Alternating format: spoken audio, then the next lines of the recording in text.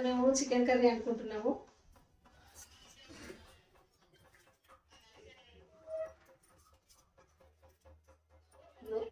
వస్తుంది పక్కన వేసుకుంటే చికెన్ ఫ్రై చేసుకుంటాము.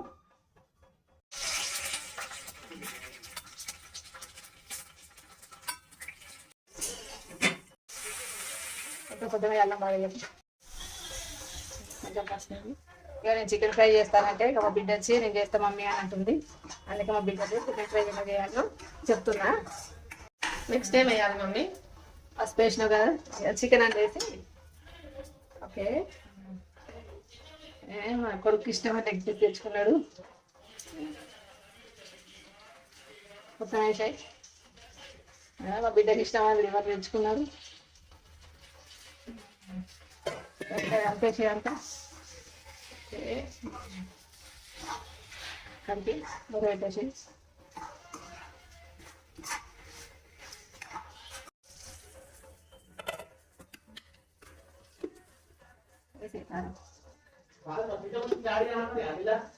మూడు స్పూన్ చేసి కర్రీ చేద్దాం అనుకున్నా అని నేను ఫ్రై అన్నావు కదా ఇక ఫ్రై చేసేసి. ఓకే చాలు చాలు చాలు కొంచెం కొంచెం చాలు. ఒకవేళ తక్కువ ఉంటే మనం చేసుకోవచ్చు. చెల్ల చికెన్ ఫ్రై చేస్తుందిరా. చికెన్ ఫ్రై ట్రై చేస్తున్నాను. నేను చికెన్ కర్రీ చేద్దామని అన్నా. ఇప్పుడు చికెన్ కర్రీ అవుతుంది కదా మమ్మీ సరే ఫ్రై చేద్దామని చెల్లి అంటాను. సరే చేయబిడ్డారా చెల్ల చేస్తాం. ఇట్టుంటో చూడాలిగా మూత పెట్టేసి స్మెల్ వస్తుందిరా చిన్న వేస్తుంది ఇక చికెన్ ఫ్రై.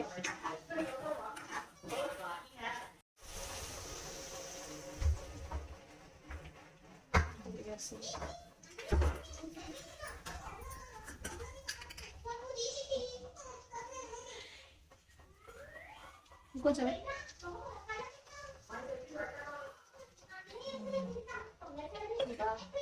ఒకసారి అంత పెట్టేసి